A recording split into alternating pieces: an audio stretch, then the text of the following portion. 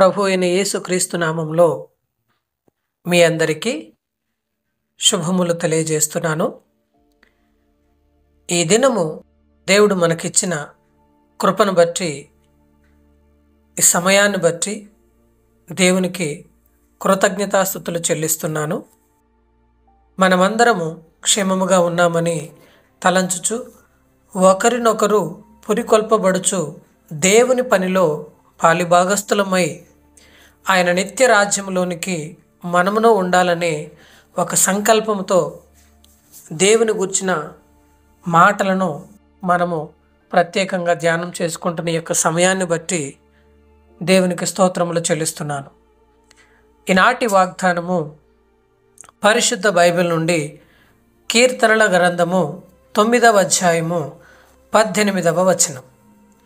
దరిద్రులు నిత్యము మరువబడరు, బాధపరచబడువారి నిరీక్షణాస్పదము ఎన్నటికి నశించదు. ఆమేన్. ఈ యొక్క భాగాన్ని మనం ధ్యానించినట్లయితే, దరిద్రులు నిత్యము మరువబడరు, బాధపరచబడువారి నిరీక్షణ ఎన్నటికి నశించదు. ఇక్కడ పేదరికం అనేది చాలా బాధ కలిగించే విషయమే. అయితే ప్రభువునందు నమ్మకం ఉంచేవారు విశ్వాస విషయంలో ధనవంతులవుతారు. దేవుడు వారిని మరువడని వారికి తెలుసు. ఒకవేళ ఈ లోక సంబంధమైన ఆస్తిపాస్తుల విషయంలో అన్యాయం జరిగినట్లు అనిపించినా, ప్రభువు ఈ యొక్క అసమానతలన్నిటినీ సరిచేసే సమయం కోసం విశ్వాసులు దేవుని యందు నిలిచి ఉన్నవారు ఎదురు చూస్తారు. మనము పరిశుద్ధ గ్రంథం నుండి ఒక ఉపమానమును మనం పరిశీలించినట్లయితే, పేద లాజరు ధనవంతుని బల్ల క్రింద పడిపోయే రొట్టె ముక్కలతో జీవించాడు.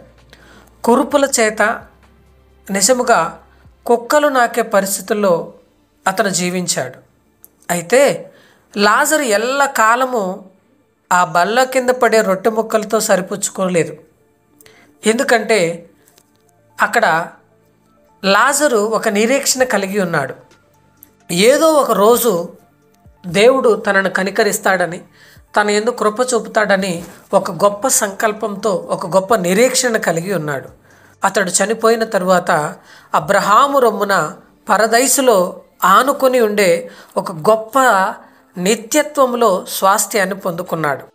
కాబట్టి ఇక్కడ పేదరికం అనేది ఈ లోకానుసారమైన పేదరికం కాదు, కానీ ఒకవేళ పేదరికం ఉన్నను అది ఈ లోకానుసారమైనదే తప్ప నిత్యత్వంలో పేదరికము కాదు. పేదవారు అయినప్పటికీ ఎంతో శ్రేష్ఠులైన తన బిడ్డలను ప్రభు ఈ క్షణంలో కూడా ఖచ్చితంగా జ్ఞాపకం చేసుకుంటున్నాడు. ఒక వృద్ధ విశ్వాసి నాతో ఇలా అన్నాడు, అయ్యా, నీ యొక్క ఆర్థిక పరిస్థితి, నీ యొక్క స్థితిగతులు ఎలా ఉన్నాయి అని సంప్రదించినప్పుడు అతను, అయ్యా, నేను దరిద్రుణ్ణే, నేను తినటాని కోసము, వస్త్రాల కోసము, నా యొక్క అవసరాల కోసము నేను చాలా లేమిలో ఉన్నాను, చాలా ఇబ్బందుల్లో ఉన్నాను, నాకు అన్నీ కొదువుగా ఉన్నాయి, అయినా ప్రభు దృష్టి నా మీద ఉన్నది అని నాకు స్పష్టముగా అర్థమవుతుంది. ఆయన కృపకు నేను పాత్రుడనయ్యాను అని నేను గ్రహించగలుగుతున్నానని ఒక గొప్ప విశ్వాసంతో అతను పలికిన మాటలు నిజంగా చాలా సంతోషాన్ని కలిగించినాయి. అంటే ఇక్కడ మనము పేదవారైనప్పటికీ ఆయన కృపచేత ప్రతి అవసరము దేవుని యొక్క కృపచేత మనలో తీర్చబడుచున్నది. దేవుని ఒక మాట సెలవిచ్చుచున్నది, ఇదిగో, సింహపు పిల్లలైనను ఆకలిగా ఉంటాయేమో కానీ నా బిడ్డలు ఎన్నడూ ఆకలిగురనని ఆయన ఇచ్చిన వాగ్దానమును బట్టి నిజముగా ఈరోజు వరకు కూడా దేవుని ఆశ్రయించిన వారు, దేవుని కలిగి ఉన్నవారు, దేవుని యందు నిలిచి ఉన్నవారు నిజముగా పస్తులు ఉండలేదేమో. నీతిమంతుడు భిక్షమెత్తుట బైబిల్లో ఒక మాట ఉన్నది, చూడలేదని. నిజముగా మనం యథార్థముగా నీతిగా ఉన్నట్లయితే పేదరికంలోనైనను ఆయన మన పక్షమందు ఉండేవాడు, ఆయన మనకు తోడుగా ఉండేవాడు. కాబట్టి ఇక్కడ దరిద్రులు అనేవారు ఈ లోకంలో అనుభవించినను పరలోకంలో వారికంటూ ఒక గొప్ప స్వాస్థ్యాన్ని వారు పొందుకుంటారని మనం దీన్ని బట్టి గ్రహించాలి.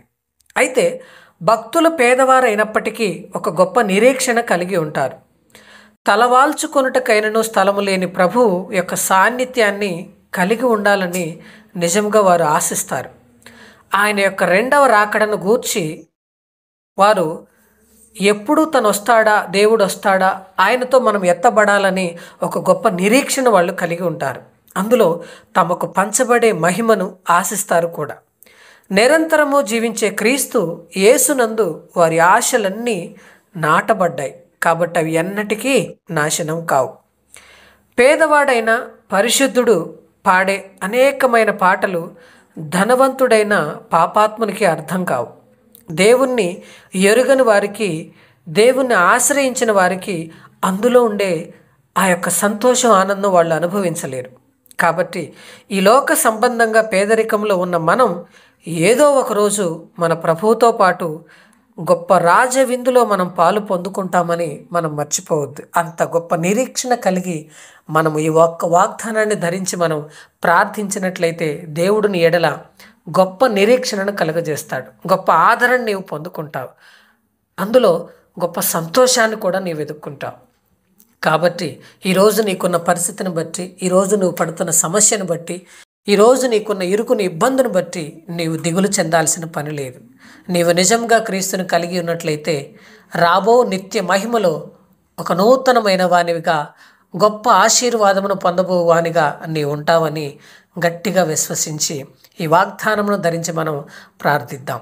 దేవుడు ఈ మాటలు దీవించునుగాక. ఆమేన్.